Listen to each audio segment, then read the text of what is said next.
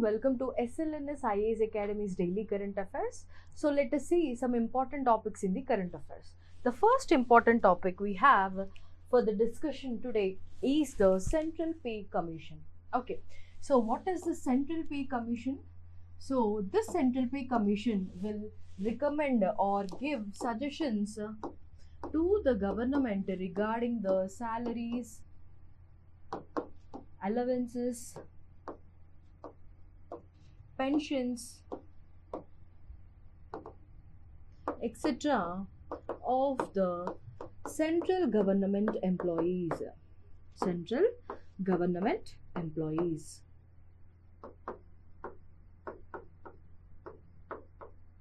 Okay, so this Central Pay Commission will be appointed for 10 years on a temporary basis. So this is a temporary or a ad hoc commission. So who is appointing this commission? So it is the Department of Expenditure, which is under the Ministry of Finance, the Government of India. Okay, so the Central Pay Commission is under the Finance Ministry. Under which department? Department of Expenditure. Okay, so why is it in news? So recently the Union Cabinet, so the important ministers of the central government, so they have approved the suggestions which are given by 8th Pay Commission. So this is the 8th Central Pay Commission. Okay, so which is headed by the Justice Ranjana Prakash Desai. She is a retired Supreme Court judge. Okay, so the objective is to recommend the salaries, allowances, the pension structures, etc. of the central government employees. Right. In addition to this, they also give the or calculate the dearness allowance and the dearness relief. So dearness allowance is given to the employees because to reduce the inflation impact, while the dearness relief is given to the retired central government employees. So as pensioners, that is the pensioners will be given the relief, dearness relief, while the employees are given the dearness allowance. Right. So the other important points you need to remember regarding this is, it is an advisory body.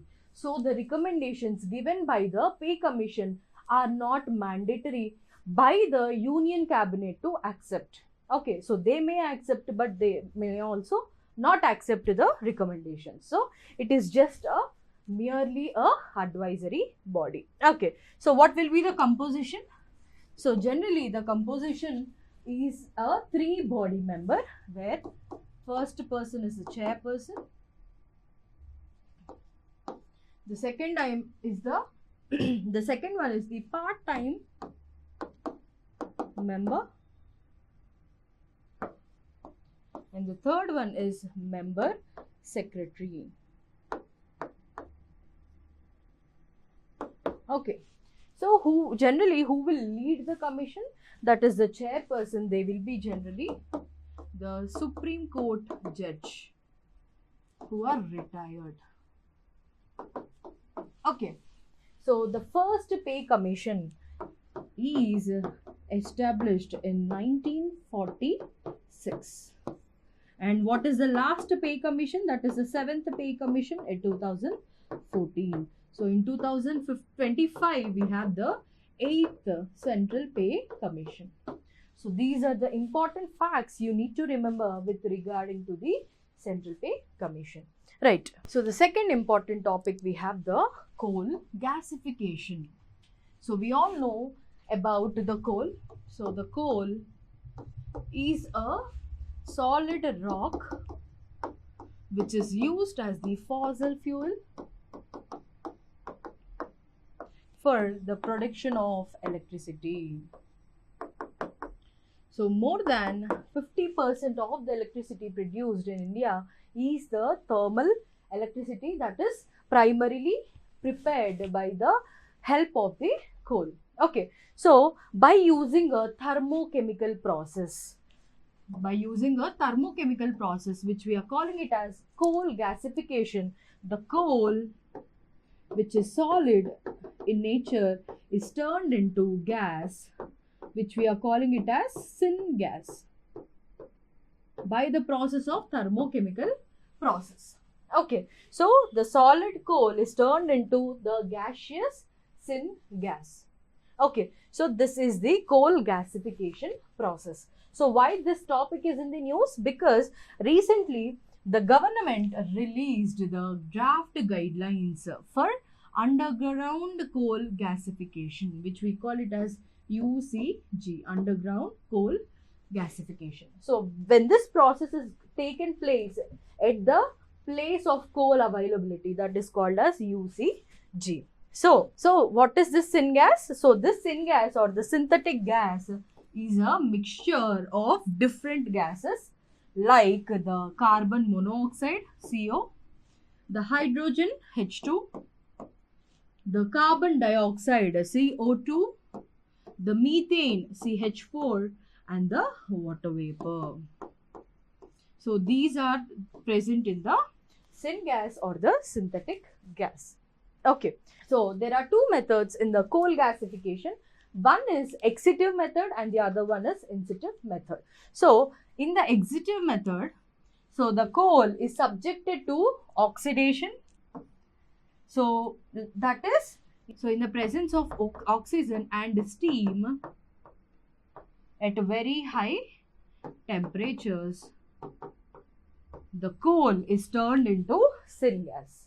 Okay, so they will remove the coal, they will undergo this process, and they will prepare the syngas at a very high temperature of 1000 to 1400 degrees Celsius. This is one method, excitive. So since they are removing coal from that place, it is called as excitive method. So there is another method which is the incitive gasification of coal or the UCG, where the draft guidelines by government are released for this purpose. So here the process will take place there itself. Okay, so why this syngas is very important? Because of its wide range of applications. So it is applied in the fertilizers, so it is applied in the electricity generation, for the fuels, for the solvents, and the synthetic materials. So in these different sectors, we have the syngas application. But there is always the problem of pollution, right, with related to the coal. So this syngas is considered as cleaner option when compared to burning of coal. Okay, so that is how it is addressing the problem of pollution, right? So since it is cleaner, that is why it is gaining popularity, and that is why the usage has become very widened, right? So India has launched the National Coal Gasification Mission, very important for our exams, right? So aiming to achieve the coal gasification and liquefaction of 100 million tons by 2030. So what is the objective under this mission? So we need to produce 100 million tons by 2030. So that is the National Coal Gasification Mission. So these draft guidelines which are given by the Government of India will help in the production of the coal gasification, that is the syngas production of 100 metric tons in by 2030, right? So this is the second important topic. The next one, we have the nutrient based subsidy. Nutrient based subsidy. Okay, so this is a news because the Union Cabinet has approved the subsidy rates for the Rabi 2025-26. So we have 3 agriculture seasons.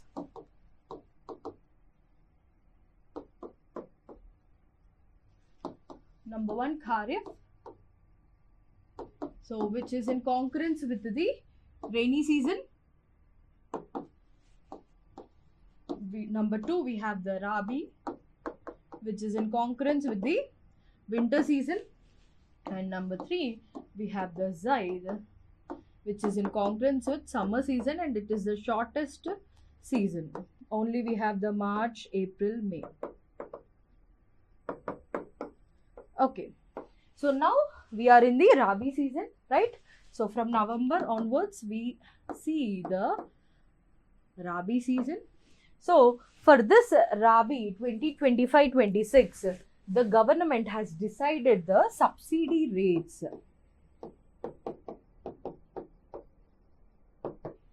Subsidy rates for different nutrients. Okay. So for the phosphatic and the potassic fertilizers. Okay. So when this process or when the subsidy scheme has been introduced for the first time, so from 1st April 2010, this scheme was introduced. Okay. So some important facts related to this nutrient based subsidy is it is a centrally sponsored scheme. So where the majority will be the central government and there will be mandatory contribution of the fund by state government as well.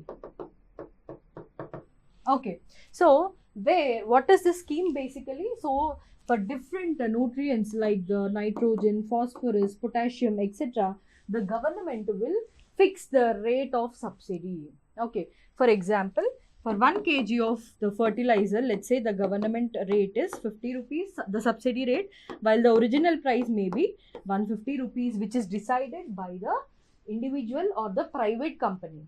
Okay. Whereas one important thing you have to remember about the urea is, for the urea, the government will fix the rate. Because this is the most commonly used fertilizer in India by the farmers. So the rate of the urea will be fixed by the government, whereas the rates of the other type of fertilizers will be fixed by the private companies. Okay, whereas the government will give or will decide the subsidy rates. Okay, so for the different type of fertilizers, we have the government fixing the rates for as a subsidy. Okay, so under which legal sanctions it is being worked? So it is under the Fertilizer Control Order 1985 and under the Essential Commodities Act 1955. So these two are the important legal sanctions related to the nutrient subsidies, right? So this scheme is applicable to 25 grades of the phosphatic and potassium fertilizers. So we have different different fertilizers by different names like the diammonium phosphate, muriate of potash, monoammonium phosphate, the triple superphosphate, etc. Like that, we have 25 different grades of the fertilizers through which the scheme is applicable. So the government will give a fixed rate of subsidy to these different fertilizers on annual basis. So every year they will revoke or they will change the rates based on the conditions of production. Okay, so for urea, the government will decide the price, but for other fertilizers, the private company themselves will decide the price, whereas the government will only provide subsidy to this price, right? So one important fact related to this scheme is it is administered by the Department of Fertilizers under the Ministry of Chemicals and Fertilizers. It is not coming under the Agriculture Ministry, right? Department of Fertilizers, Ministry of Chemicals and Fertilizers, Government of India. So this topic is also very important for us in the prelims point of view, right? So the next important one, we have the National Seeds Corporation. Again, important for us in the prelims. Okay, so National Seeds Corporation is established in 1963. Okay, why? For the production of foundation and certified seeds. Okay, so after the LPG reforms especially, there has been MNCs which are producing the seeds at very high prices, and also there is issue of fake seeds.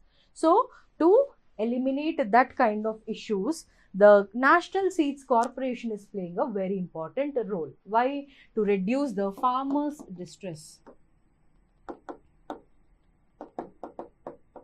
Okay, why it is leading to the farmers' suicide.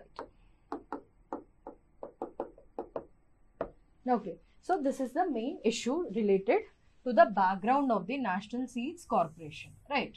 So, what is the objective? To promote and develop the seed industry in the country through supply of quality seeds and other agro services. So, we need to develop the seed industry along with the quality seeds availability for the farmers. That is the main objective of the National Seeds Corporation, right? So, where is it categorized? So, it is put under the Schedule B of the Central Public Sector Enterprise under the Ministry of Agriculture and Farmers Welfare. Okay. So, it is scheduled or it is categorized under Schedule B of the Public Sector Enterprise. Right. So, where is the headquarters of this? That is the New Delhi. Okay. So, what are the other important roles apart from the quality seed production? So, it is implementation of the National Mission on Oil Seed and Oil Palm. Okay. And we have Mission for Integrated Development of Horticulture. So, one is related to the oil production, to get a self-sufficiency on the oil production, and other is related to the horticulture development. So, these two are also overseen by the National Seeds Corporation, right? So, SAARC Seed Bank is also maintained by this one. What is SAARC? South Asian Association for Regional Corporation. So, the seed bank of the SAARC countries is also maintained by the National Seeds Corporation. So, these are the important facts related to the National Seed Corporation. So, these are the topics for today. Let's continue our discussion in the next class. Thank you.